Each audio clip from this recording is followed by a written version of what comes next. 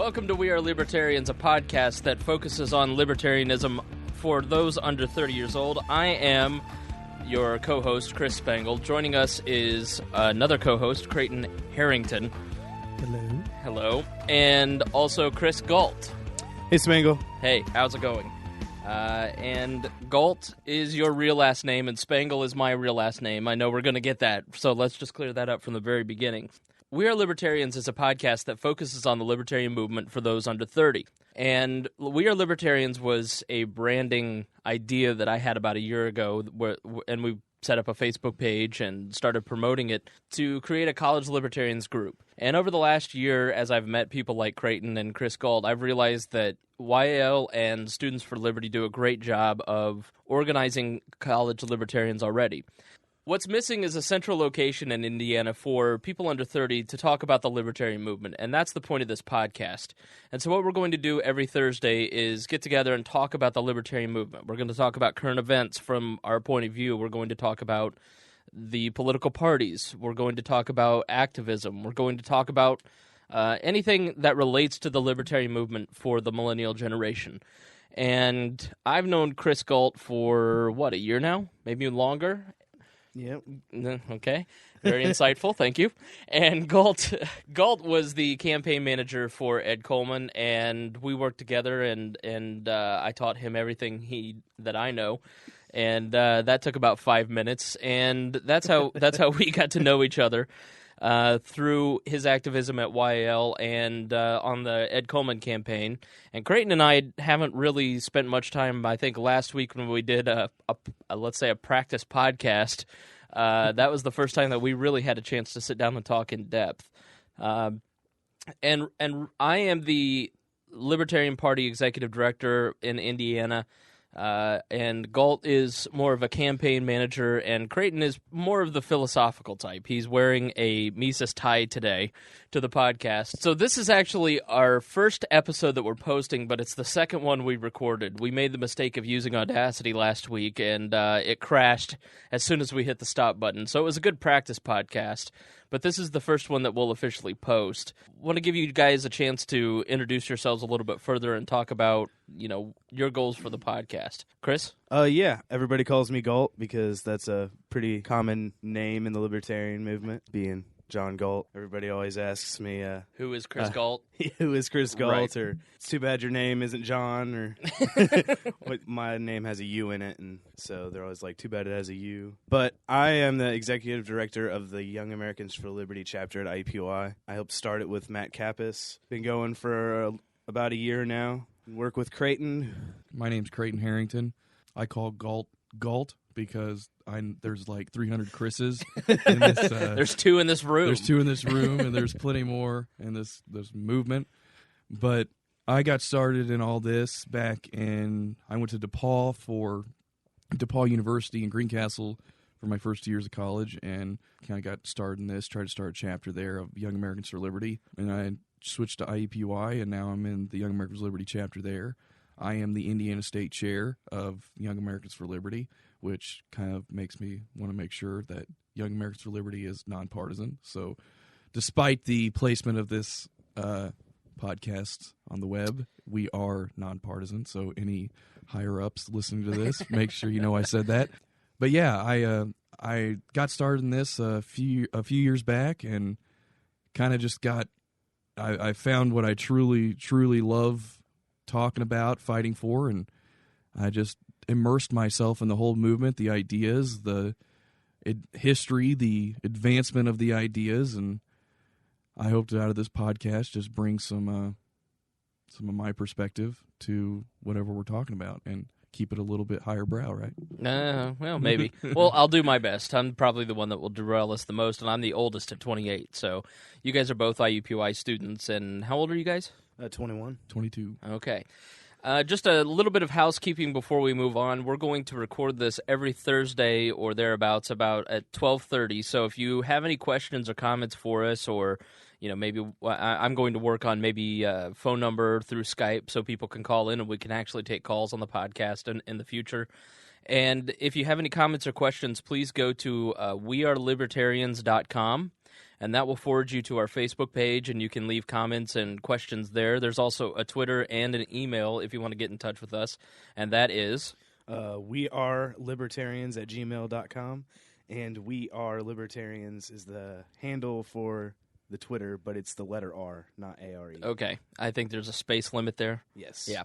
So you can reach us. Just remember, wearelibertarians.com, and that'll forward you to the Facebook page.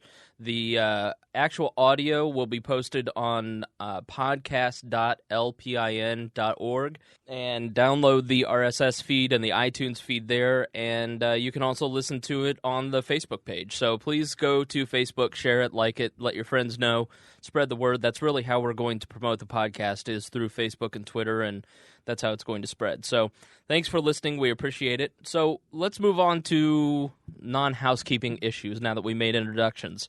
Let's talk about Super Tuesday. Galt came in a bad mood today because he just had that hangdog look, and I said, "What's wrong, buddy?" And he goes, "I've just been depressed since Tuesday." Why are you depressed? What's wrong? I don't know. I expected him to win his first state on Tuesday. Who's he? Or Ron Paul. Okay. Just the party didn't let him do that. So. Mm-hmm. And let me be clear, this is a podcast produced and hosted by the Libertarian Party of Indiana, but because this is geared towards millennials, which is those of us who were born from 1980 to 2002, Ron Paul is a subject that we will talk about. We'll talk about the Republican Party. We'll talk about all those issues that affect us. And Ron Paul's in the news because he didn't actually win a state. And you said that the party didn't let him. What do you mean by that?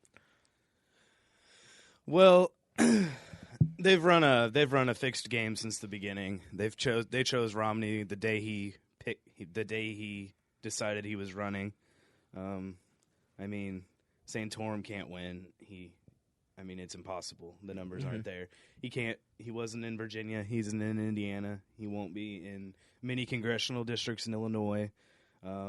So Santorum did actually sue his way back onto the Indiana ballot. Oh. So Santorum will be on the ballot here in Indiana. So what do you think is next for the Paul campaign? Is this pretty much it? No. He'll keep going. He'll keep speaking to students. He'll keep campaigning. I really think the Paul campaign's done a great job and will keep doing a good job as a campaign. And they'll go all the way to the convention. So if you can't win the nomination, what's the point? Well, technically he can still win. I'm not going to say he's out. He's looking for a brokered convention because I actually got a letter from him that said, straight in bold print, he cannot get the 1,000 needed delegates to win the nomination. So Romney can't? Ron Paul. It's Ron impossible. Paul. Okay. But if there's more than one candidate, or if there's more than two candidates, it'll be split more. So he could still win with less than 1,000. So that's what he's looking for. Is Santorum keeps winning, catches up to Romney, makes it a four-way split. Maybe even Newt doesn't drop out. You and I argue about this a lot. You say that Ron Paul is second in delegates, but when I go to Politico and I look at the delegate count, Ron Paul has 47 or 67, and Romney has 400 and some, and Ron Paul's in fourth. But you guys say that he's in second. Explain this to me. I really don't understand why you disagree with Politico and CNN and other news sources. Well, you said 47, and I think that's even a high number. Before Super Tuesday, I saw Paul had 9 on CNN. Right. So this is I don't know if he's in second now after Right. Tuesday because I don't know. I haven't looked into who got what You've delegates just been on too Tuesday, depressed to but- look. It's But before Super Tuesday, his campaign said he was in second because the news doesn't count soft pledges, and soft Ron Paul pledges don't switch. okay. If you're a Ron Paul delegate, you're not going to be a delegate for anybody else. What is So the he counts what is a his soft soft- pledge? A soft pledge is they're not bound to actually vote for that candidate at the convention. So they go and at the moment they pledge to support Ron Paul, but depending on the outcome of the rest of the election, if they drop out, whatever, they can change their vote. Okay. So they count their soft pledges as hard pledges because Ron Paul delegates aren't going to vote for someone else if Ron Paul's still there. It's just the libertarian way. On a little higher note, it's important to realize that Ron Paul is doing light years better than he did in 2008.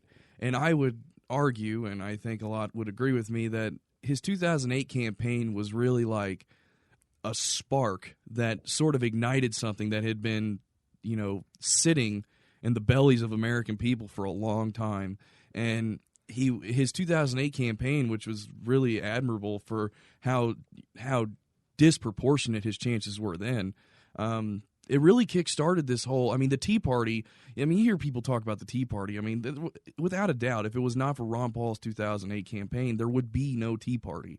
The first Tea Party, the first gathering that called themselves the Tea Party, happened in 2007, and it was a bunch of Ron Paul supporters. They thought of the idea of making it on the anniversary of the Boston Tea Party. So that whole, in 2010, it really owes the Ron Paul movement its life. The Republican House of Representatives really owe Ron Paul everything right now, because if it wasn't for him in 2007, this grassroots upsurging of small government conservatism and liberty and all this, it really wouldn't have had the force behind it that it has now. And it's still a growing movement. So that being said, him doing light years better just makes, the future look, at the very best, or very least, extremely hopeful, because, just imagine all the stuff he's setting up now. He's the first one to admit that his big thing are ideas. He's a politician, and he says the best way to get the ideas out there is to win. But he recognizes that for something to be, legitimate and long-standing, it has to be serious, and it has to the ideas are what is important. And he is trying his best to make these ideas become the mainstream ideas. And he sees the best way of doing that is becoming president, which I agree with. But that doesn't mean that him not becoming president won't make these ideas even bigger. Barry Goldwater didn't win, and Ronald Reagan would never have had anything without Barry Goldwater. So right. And actually the Libertarian Party was formed because Goldwater Republicans just couldn't stand Richard Nixon. And the second that he formed that he took us off the gold standard, a group of people formed the Libertarian Party and said, we're done with the Republican Party. And in a lot of ways, Ron Paul is a continuation of that Goldwater conservatism. And I have taken a lot of heat privately from friends because I've never thought that Ron Paul really had a chance at winning the nomination. I just follow politics too closely to think that, I've loved the activism, and I think that he's great for the libertarian movement because he does bring these ideas to the forefront.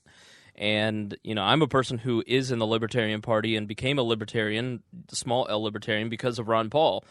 I was a reporter for WXNT and a producer for a morning talk show at WXNT, and I attended the 2008 convention where a group of Ron Paul delegates were unseated, and the state Republican Party violated their own bylaws and election law to keep those Ron Paul delegates out because they didn't want them to influence who was going to the Minneapolis convention because they were worried about a brokered convention because Paul had started to pick up steam.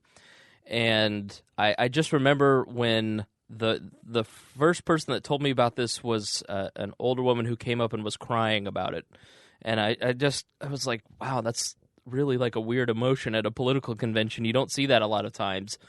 And I started looking into it, and that was the moment for me where I just decided that I couldn't be a Republican anymore because they will stop at nothing to keep heretics, i.e. libertarians, out of the fold. And I think that the influence of the libertarian movement has grown in the Republican Party, but it's still not strong enough to overcome that hurdle. And I think the Libertarian Party is valuable because there will be candidates like Gary Johnson or whomever our nominee for president is in the race to give us that vote, that we don't have to vote for the lesser of two evils because it's still evil.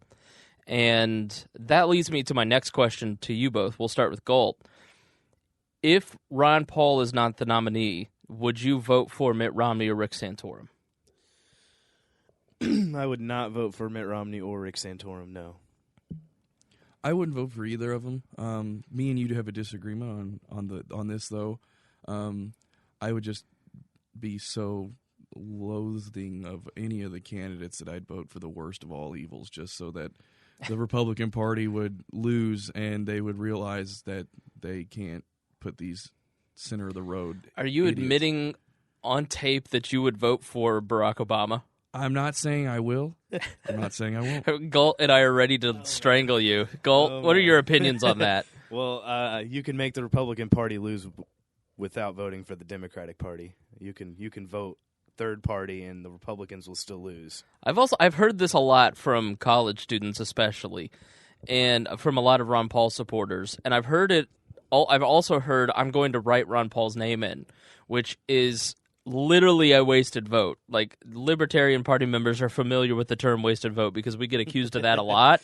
But literally, your vote will not count if you vote for Ron Paul. And that's why I encourage people to vote for a Libertarian candidate as an opposition vote even. And I mean, it's not like it's Bob Barr again. It's an experienced candidate that was a governor. Gary Johnson. Yeah, the presumed nominee is Gary Johnson. He's winning straw polls in the LP across the nation, and he'll actually be in Indianapolis for our state convention on March 24th. We'll participate in an LP presidential debate on Saturday morning, and then we'll have a straw poll here in Indiana. And he's a two-term governor with something like 700-something vetoes. He's the real deal, and he's a legitimate candidate for the Libertarian Party. And I don't understand how you could have that option and still vote for either write in Ron Paul's name or vote for Barack Obama. I like I said, I'm not committed to that yet. My whole point is that if the Republican Party is going to be so intransigent as to shove these people down our throat that really have no position on anything, and the positions they do have that they're up front with, they've actually had the opposite position like 5 years ago.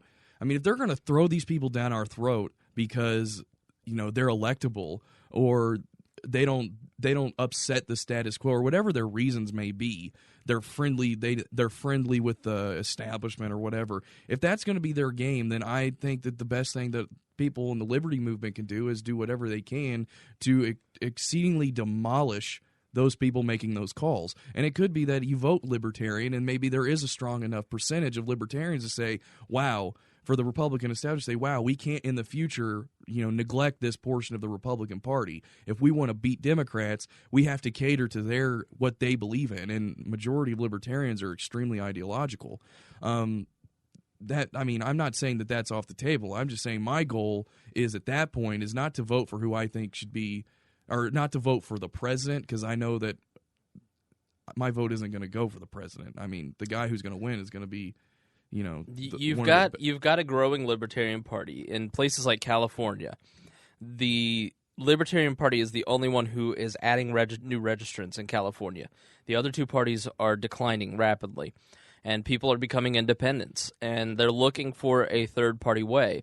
You've got this libertarian bloc of young voters in the Republican Party who say, I will not support the Republican nominee, and I could see a world where Gary Johnson or whomever our nominee is could get to that 15% threshold and get into the debates, and then at that point, it's game on.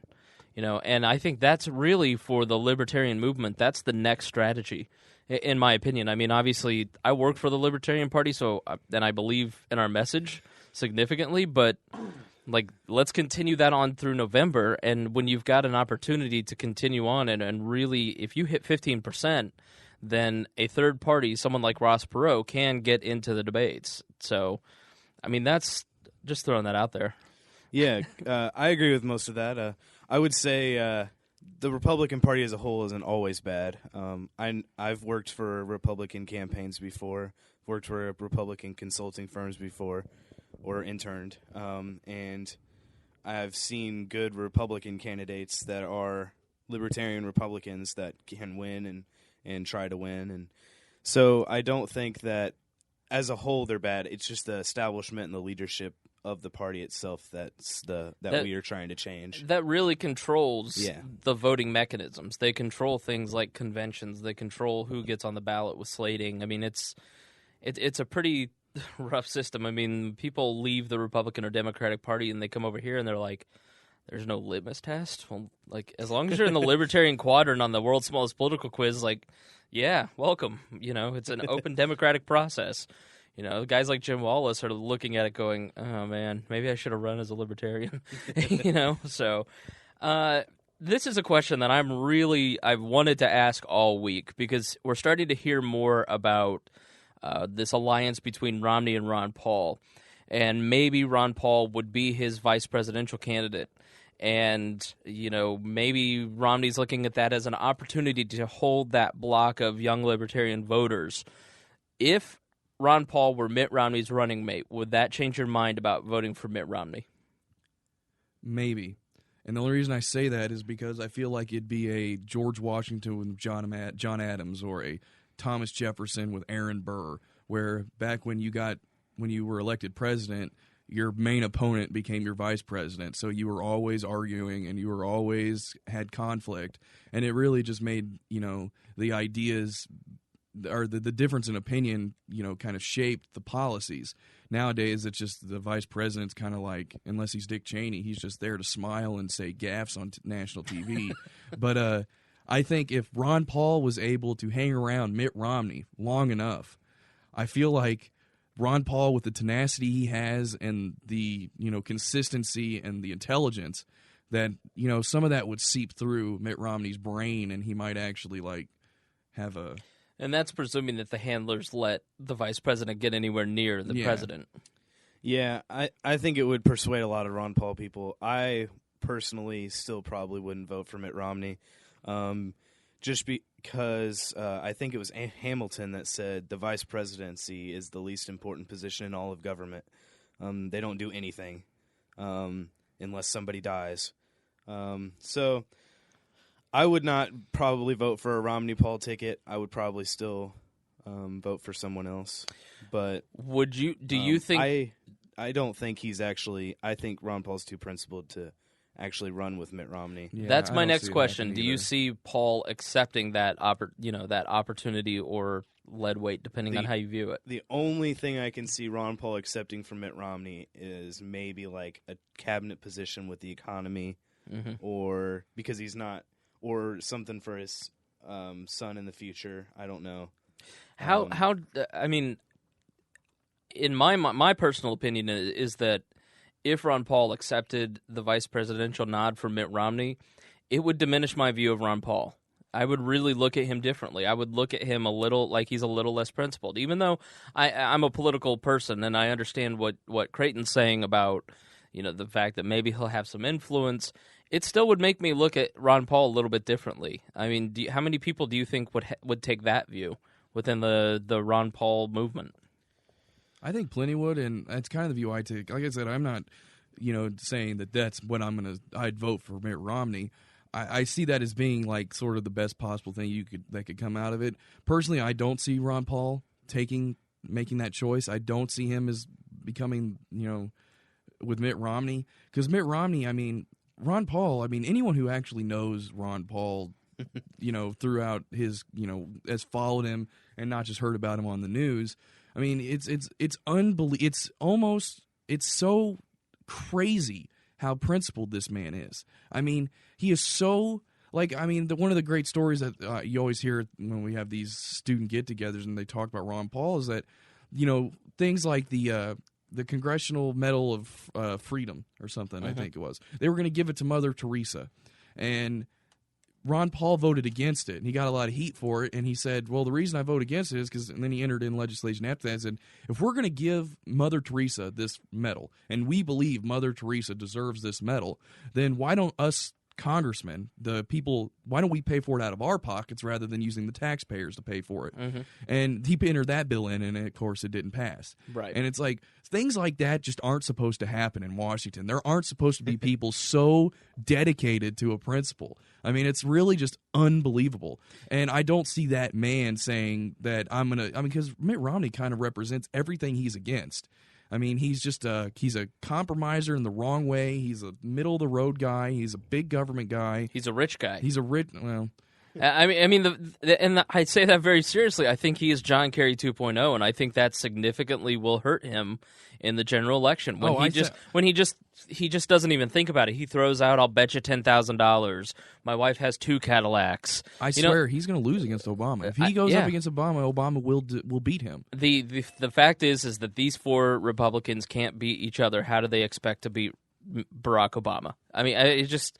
And I know that there are probably some Ron Paul people that are listening to that who are going, "God, that guy just hates Ron Paul." But I'm saying what I truly believe, and I'm not a cult of personality guy, and I think there's a lot of that with Ron Paul. But these 4 guys can't beat each other. How can Mitt Romney is losing to Newt Gingrich and Rick Santorum in some of these places. How do they expect to beat Barack Obama? I mean, most people don't like Barack Obama, but when their choice is a guy who has no clue what the average person goes through, I've been traveling with Rupert Bonham. He's running for governor on the Libertarian ticket.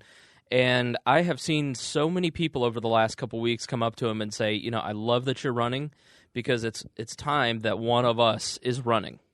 Because they look at Rupert as a guy who came from the same circumstances that they came from. And in politics, that's very important. You have to relate to a candidate. And there's nothing about Mitt Romney that's relatable in any way. And I just don't see how he could possibly beat Barack Obama in any way. His hair looks nice. His hair looks great. He is everything that most people hate about politics. He's a flip-flopper. He's the political Ken doll. He doesn't have principles. He just says what is told to him. He's a mouthpiece. So, end rant. So let's move on from the primaries, and let's move on to Iran. This week it came out that that actually Israel is looking at attacking Iran. And the war drums are starting to beat louder and louder and louder. And I want to get your views on this situation. We'll start with Creighton, and then we'll go to Chris Galt.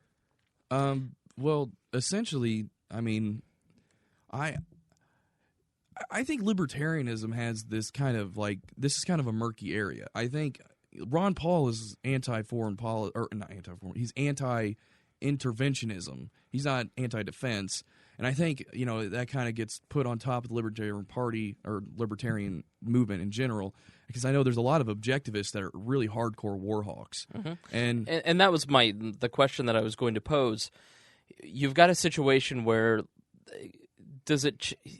how do you make the distinction?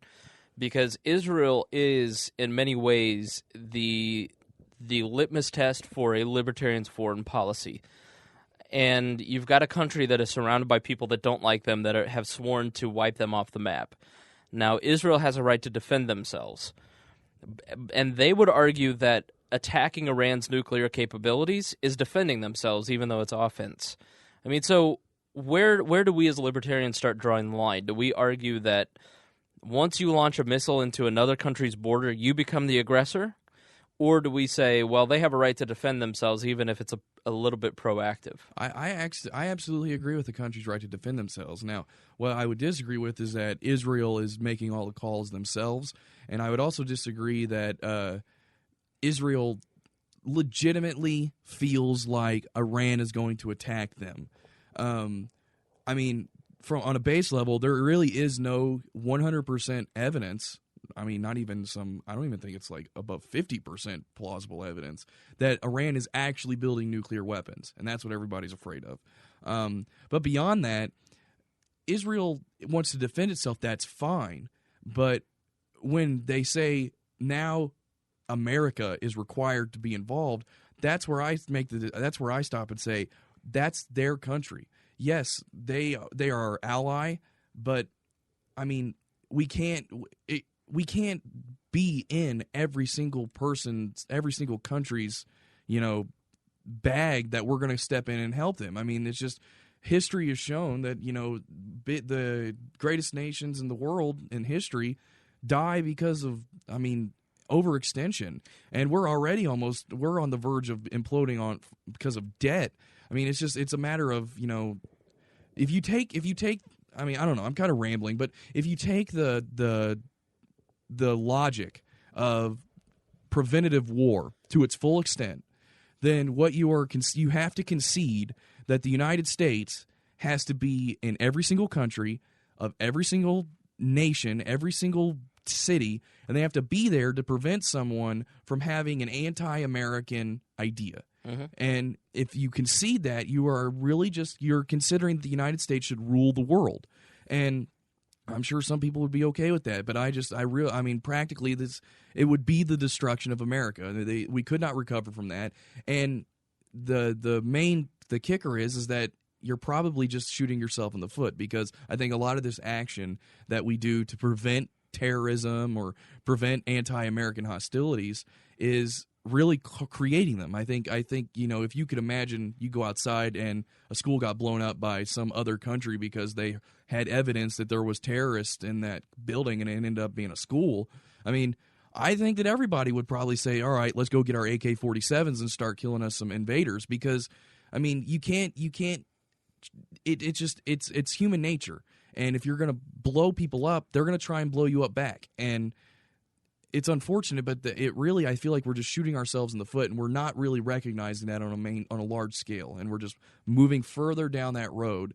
And I don't see us making any ground is being gained in the right direction towards peace and prosperity, which I hope is what people are looking for when it comes to foreign policy. Galt?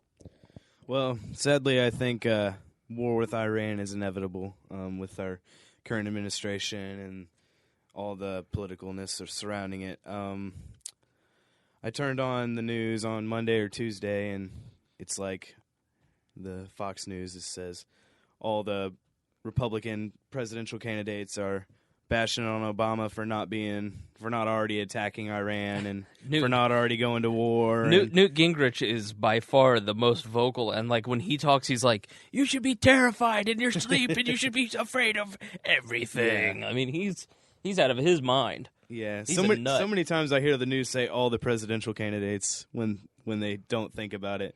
Because there's a fourth one. Yeah, no. But really? I hadn't heard. So many times I hear that. I only watch CNN. I hadn't heard. Who's this? Yeah. Ron? Who? But, I mean, I've seen the pictures of where our military bases are, and it's just all the way around the border. Yeah, there's a Facebook photo floating around where, like, basically what Creighton said. Think about it, okay? You've got Iran, and if you look at this photo of Iran, they put an American flag where there are, like, 50 bases around Iran.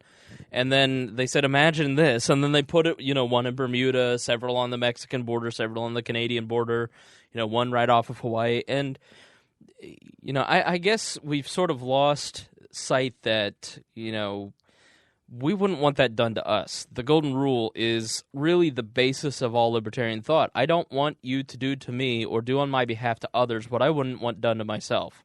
And I wouldn't want a country with 50 bases surrounding my country. Right. Especially one as large and as powerful as the United States. And I think that's the most difficult thing for people to think about when they are making the decision to switch to libertarianism but there's so much bad in the world. How do we help? And where do we draw the line? And I think Israel is really sort of the litmus test, and it's something that we as libertarians have to really think about and start arguing. Yeah, like when Iran's threatening to close the Strait of Hormuz. Mm-hmm. How would we wouldn't let Iran come into the Gulf of Mexico. So, well, they just put several warships off of the coast of like San Diego or something like that. Like it was some sort of threat, and everybody was outraged. And it's like, well, we do the same to them. I mean, how do you deal with the blame America thing? I mean, when there are people who are listening to this podcast that may not be going, yeah, right, man. Well, I would say that they're sitting there going, "Oh, these three are just blaming America." Yeah, and that argument is, I really, and no offense to anyone who believes that really is the argument of children. I mean, it really has. Yeah, no offense. It requires. Yeah. No, but you were so immature. No offense. It requires so little thought, and it's so superficial. I mean, for one, what you're arguing is that the U.S. government and the Pentagon represent every single American, that they are representative of the wishes and the hopes and the dreams and the policies that every single American would like to put on for the rest of the world to see. And I would say that that is just ridiculous. I mean, they have their own goals and they have their own purposes, and they do what they think's best for their ends. And their ends are not always to make American people happy and prosperous. They have their own. I mean, they're run by people, and to say you're blaming America is like you're saying that we're. I don't know. It's just you're saying that the government is equal to the people. Where I think a lot of people, even if they're not libertarians, would say that the government does a lot of things that I really, really dislike. And if you can concede that on domestic issues, why can't you concede that on foreign policy issues? And I think a good example of this is, I mean, if we're going to talk about Iran, then let's talk about Iran. Everyone likes to talk about Iran's history starting in the 70s with the hostage crisis. Yet if you go back 20 years from that, you have the United States in one of its first secret, one of the CIA's first operations of coup d'etats, they overthrew a democratically elected president of Iran. And it's ironic because we always talk about how we want, other countries to be democratic and whatnot. But anyway, he's a democratically elected president of Iran, and he makes the unfortunate decision to nationalize oil. And while I don't think it was completely because of that, but we overthrew his government. We deposed him from power, and we put in the Shah, who was friendly to the United States, but he was a dictator. And as a direct result from that, a more radicalized faction of Iran grew into power and took over. And they took Americans hostage, and now you have that regime, the Ayatollah regime. And you can safely say, I think, that without America's influence in Iran in the 50s, you would not have this, antithesis to everything that is American that is ruling Iran right now. And there are numerous examples of this throughout history. I mean, 9/11 was caused by terrorists flying a plane into in the World Trade Center. But what motivated them to do that? Was it just like blind hatred for anything that wasn't Islamic, or was there this starting point where they said, if you're going to blow, I mean, a lot of them use the Iraq War, the Persian Gulf War, the first one, and they say, when you sanctioned Iraq, it caused a lot of kids to die, something like 500,000 or however many it was. I don't remember the exact number. They remember that, and they were upset by it, to use a very understated term. The placement of military bases in Saudi Arabia, these things that America did. While they may have done them with good intentions, and while they may not have been their goal to create terrorism, the effects of it are still present, and people still reacted in a way that was anti-American. Right. And if you take the reverse and you look at something like Ronald Reagan removing the troops, the military from the barracks of Lebanon back in the 80s, after they blew them up, the terrorists blew them up, there haven't been any suicide terrorist attacks in that region to a large extent since then. I mean, it just really died down. And while it may feel bad, it's like we turned tail and ran and we looked weak. I mean, it really, the end goal is what we want, like less terrorism. So, I mean, that blame America thing, I feel like is just chest bumping, this superficial idea. And it's just like you picture, an American flag and a bald eagle in the background. And it's just like, yeah, we're America. And I mean, it's good to feel that way, but I mean, when you're talking about people's lives, I mean, you have to look at things realistically. And America doesn't act in a vacuum. People react to the actions of the American government. And a lot of times the reactions are negative, and it costs Americans lives. So, and there's actually a video about a 10-minute video that I'll post up on the Facebook page. It's facebook.com/We Are Libertarians. And it kind of walks you through that history. So if you want to share that video, please do. And then explain some of that. So what about I'm going to ask Galt this question to wake up. It's a little warm in here, so we're all the air conditioning's not on in the room yet. So Galt looks sleepy. There's the other side will argue that there is, and I don't say Republicans because Republicans and Democrats at this point are the other side to libertarians. The other side will say that there's another sophomoric argument in all of this, and that's no blood for oil. What role do you think oil plays in this entire discussion regarding Iran and Israel and possibly America's involvement, and especially in places like Libya? What percentage would you say oil plays in our involvement in the Middle East? I would say it plays 90% of the reason we're over there. I look at it as there's countries in Africa that many way worse atrocities and things are going on there, and we're not there because there's no oil there.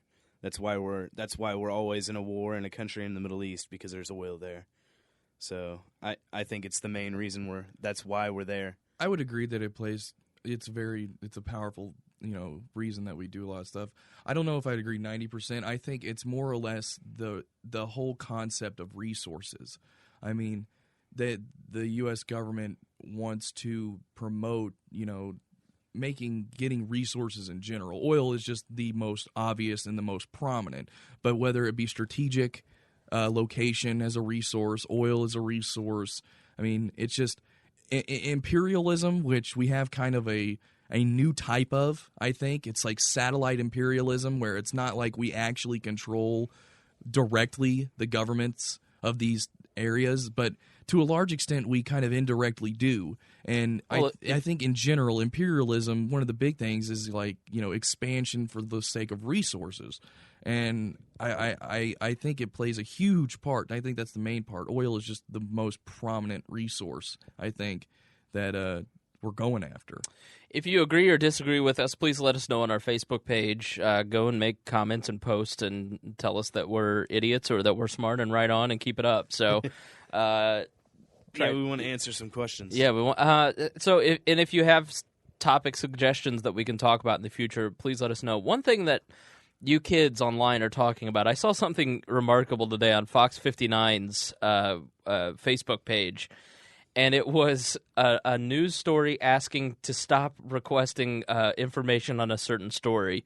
They said, please stop posting on our Facebook wall. I've asked 3 times for people to post on the Facebook wall.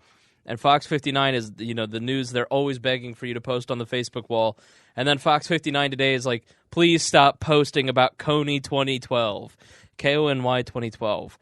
I have literally no idea what that is or what that means, and I need the younger group in the room to explain to an old man at 28 what the hell is Kony 2012? Is that some sort of dubstep group? I really don't know either. Okay. All I know, I looked up, I saw all this stuff, and I looked it up, and apparently this man is just he's the leader of a guerrilla movement in Uganda who's trying to overtake the government there, and he's just ridiculously tyrannical. I mean, he kills kids, and I guess the invisible children are all the children that he's killed, and he believes he's on a mission from God and all this kind of stuff, and he's just like, he's sort of like, the picture in your head you have of like a really crazy dictator, but he's just not a dictator yet. I don't know what the deal is with this marketing. I don't know if it has something to do with Obama's policies in Uganda. I don't know if it's just kind of like a meme that's just growing like wildfire. Whoever is marketing behind this is a genius, because it's blown up the whole internet. I really have no idea where it came from. I'm completely curveball to me. Galt, anything? I just heard about it yesterday morning. I thought it maybe was like a new contender in the presidential race, like Kony 2012. I was like, what? Yeah, it's kind of confusing being with the 2012 thing. I think Creighton has it right. From what I've read last night about it, I got invited to like 5 different events on Facebook about Kony, and one of them, I don't know, they're having some event at our campus about it. Really? So that looked like tons of people were going to go too. And I don't mean to sound like I'm minimizing. I literally have just no clue. I just saw it before we went to air, and I was like, I'm going to ask these guys about it, because it's something that every younger person that I have on my Facebook page, oh man, I just sounded really old. These younger kids on the Facebook, they were getting on there. And so if you can help us out and explain that to us, please let us know, because we just have no clue. So let's talk about next week. What are some of the big stories that you think are coming up between now and next Thursday? Last week when we, quote-unquote, practiced, meaning Chris's computer crashed the second we hit stop, and we're... Chris Spangle. Spangle, yes. Yeah, we're praying that when I hit the stop button on this computer that it's not going to crash, so we don't lose an hour of brilliance. So we talked about last week on March 1st, the NDAA went into effect that day. and I wanted to get your opinions on it. Can you talk about what NDAA is? People may see that term and they may not know exactly what it is. Creighton? Well, the NDAA stands for the National Defense Authorization Act of 2011.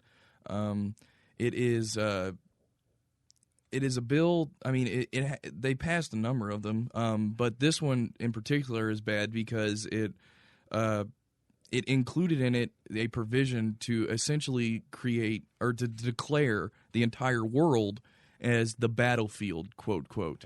And therefore it was subject to military law. And that and essentially the president now has the authority to, for no other reason than he says so, to take someone who's an American citizen, put them in jail indefinitely, so for the rest of their lives if need be, and to torture them, and they could be killed, and they do not get access to a trial, they do not get access to a jury, a lawyer, anything. They have no recourse. They are just taken up and put in jail. And this is a huge, huge leap that it's upsetting that hasn't gotten as much anger about it that SOPA did or something. Right. But it's there, and it's now law. And SOPA in some ways was more complicated than NDAA. I mean, this is very simple. And American citizens can now be detained just like the prisoners at Gitmo. And I think people look at that and they go, well, Gitmo's different because those are terrorists and we need to detain them indefinitely. Well, no. I mean, even if they are bad people, they do deserve due process in their day in court. And we should be better than the rest of the world and not just hold people indefinitely. And I think, I talked about last week, that day, George Takei on his Facebook shared a photo of him in Arkansas where he and his family were detained in World War II. His parents were Japanese immigrants, and he was raised in an internment camp. FDR put Germans and Japanese, and Woodrow Wilson in World War I put Germans in internment camps and held the Japanese indefinitely because we were at war. And I think we're repeating that history, and that's something that is really scary because after it happens and everybody sort of sobers up, we go, never again. It's never going to happen again. We'll never let it happen again. And then it happens again. And we should, as Americans, be outraged about this. Yeah, we should. Like Creighton said, everybody stood up against SOPA, and I guess that's because people see that it personally affects them. They can't. Right. Google blocks out their logo, and everybody's like, oh, well, what if I couldn't get on my computer and use Google? I need to sign this petition. Right. Or Wikipedia. I can't do my paper today because I can't use Wikipedia. I can't illegally download Game of Thrones. Exactly. So, or when the FBI shut down Mega Upload that same week. Right. I think that people, when they think of the NDAA, they're like, yeah, it's bad, but that's not going to happen to me. I'm not going to be indefinitely detained. I know. I work at a grocery store. And the reality is that you probably won't, and you probably will never meet anybody that happens to, but there's still injustices that take place, and we shouldn't allow injustice to take place. There are people who will be wrongly or rightly indefinitely detained that are American citizens, and the Constitution forbids it. Exactly. Yeah, I mean that's like the one thing that hasn't gotten mentioned throughout the whole thing is just like it's the necessity because we're in a war on terror and all this kind of stuff. Is like, what about the necessity of the rule of law? I mean, This is the Constitution. This is the law. It's not just like some idealistic statement of principles. It is actual law. And you're just going to throw that under the table because you're wanting to catch the terrorist. I think it was funny, Lindsey Graham, when he was talking about passing this bill, I saw this on the Daily Show, I think, he made a comment about how these aren't just, regular criminals. These aren't just L.A. gangs or something. And Jon Stewart made a very, he did it funny, but it was a legitimate comment. It's like, no, these terrorists probably wish they were L.A. gangs because more people die every day from inner city violence due to gang-related violence than terrorists have killed in a number of years. And it's just ridiculous that they're focusing so much on terrorism, if you're really worried about anti-American crime and people dying as a result of violence, I mean, if that's really what you're worried about, there are so many other things out there that you could be focusing on. And look at the people on the no-fly list. People on the no-fly list are wrongly put on the no-fly list that the TSA and Department of Homeland Security runs. And it takes forever to get off the no-fly list if you can even get to anyone that will help you work that out. And that could happen in this situation, where people who just have the same name as somebody that's a suspect is wrongly detained. And, it's why the Constitution was written to keep these sorts of things from happening. And to make a point I made in our practice podcast, it's like Young Americans for Liberty had a civil liberties tour last month. And we brought in some speakers to talk about civil liberties. And one of them was Jacob Hornberger, who is the president of the Future of Freedom Foundation. And he made the point that with this legislation being passed, we have literally taken a step back to pre-Magna Carta England. Mm-hmm. I mean, one of the provisions in the Magna Carta was that the king could not just pick people off the street and put them in the Tower of London against their will.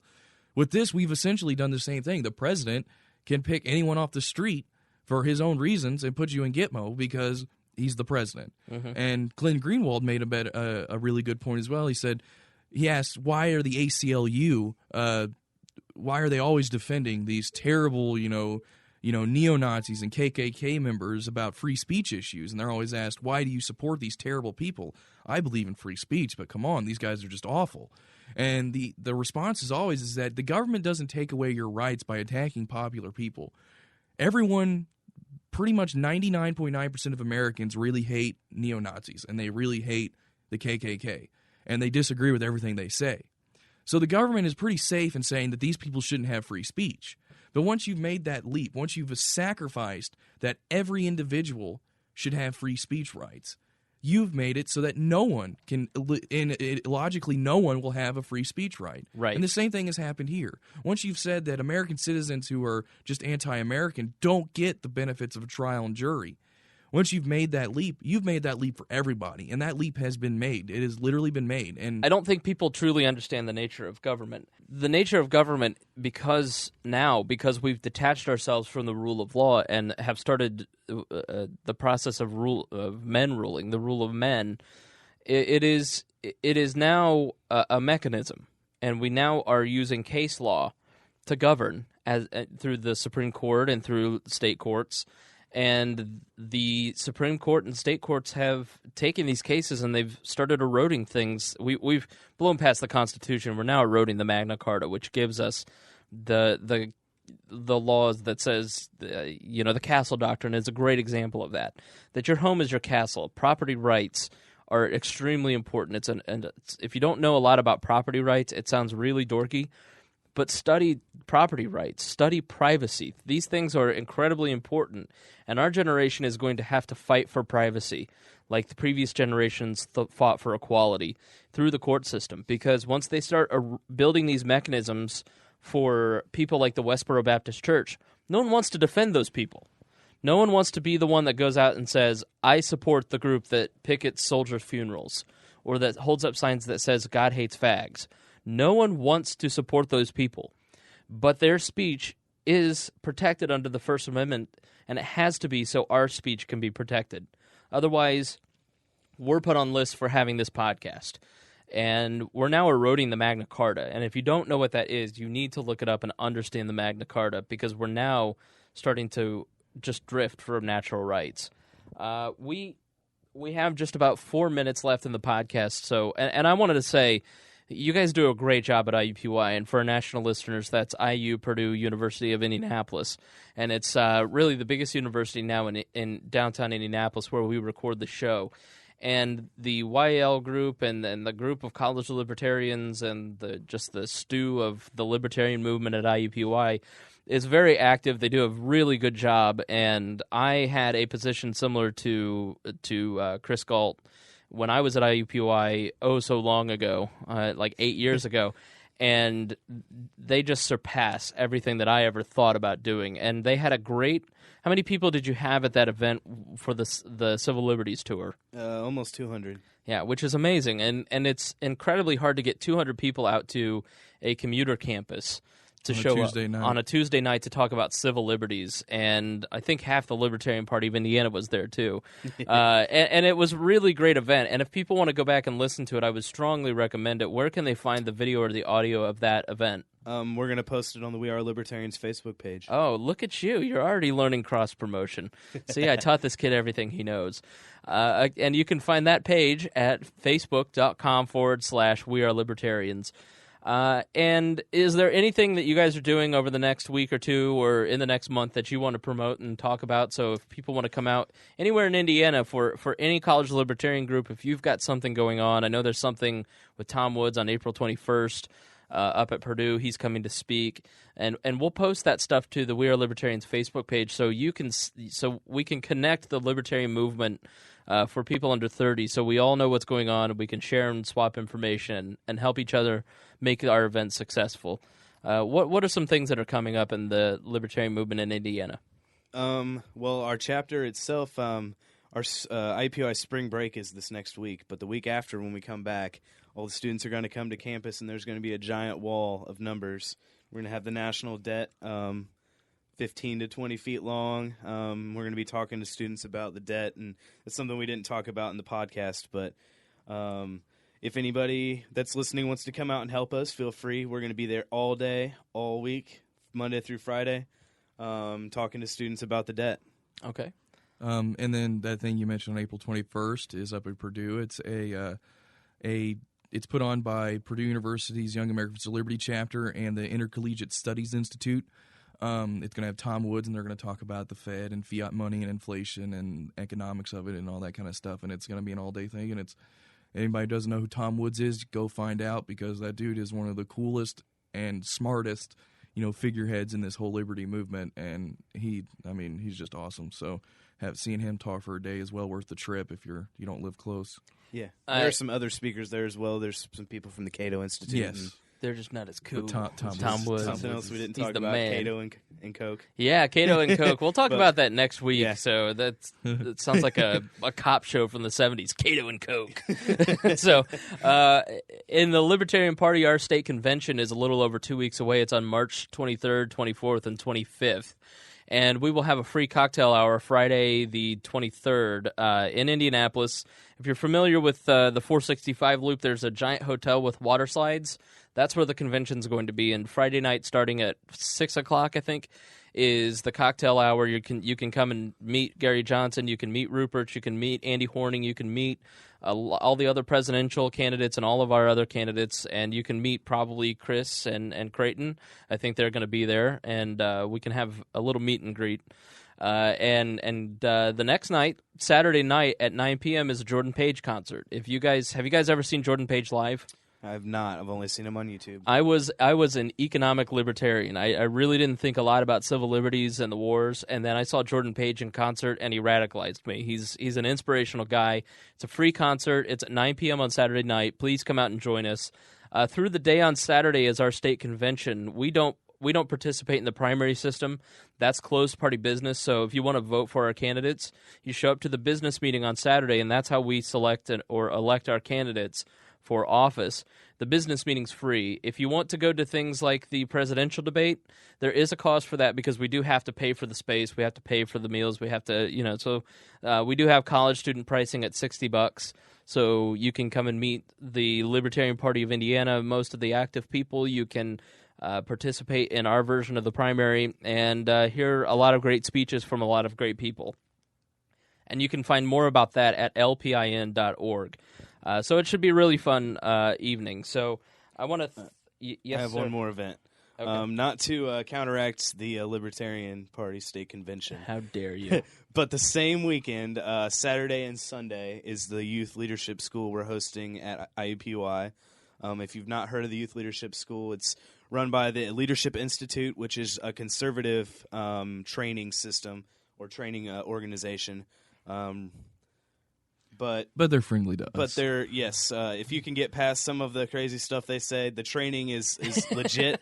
The training's good. I've done it the youth leadership school about 4 or 5 times now. I've done some of the other trainings they've had too, but it teaches you how campus activism, campaign management, just everything you would need to know to be an activist. It's just activism 101. I went to CPAC in 2003 and actually stayed at the Leadership Institute, and it's a great resource. And I think our generation of libertarians need to focus less on getting together on Saturdays and chatting in the library, and start getting out and getting active. Because Ron Paul is not a great speaker. Ron Paul is an okay political organizer and a good congressman. But he's only powerful because a bunch of libertarians got off their ass and did something. Exactly. And the movement doesn't die just because he didn't win Super Tuesday. So if you want to go to that event, it's $15 with the promo code Shane. And I'll post the link to the registration on the We Are Libertarians Facebook page. So hopefully people will come out to that as well. And just because you remind me, you have to register for the Tom Woods Purdue University thing up to a week beforehand. You can do that. Just go to isi.org, and I'm sure you'll be able to find the link. All right, very good. Thank you, guys. This actually turned out pretty good, and hopefully once we hit the stop button, it will save properly. Let's all cross our fingers, hold hands. All right, maybe not. I want to thank you guys for joining us here on We Are Libertarians. This is a weekly podcast focusing on the libertarian movement for the millennial generation. Please join us every week, and make sure to check out wearelibertarians.com. That'll take you to our Facebook page, and you can get all the information that we talked about. We'll see you next week. Thank you very much.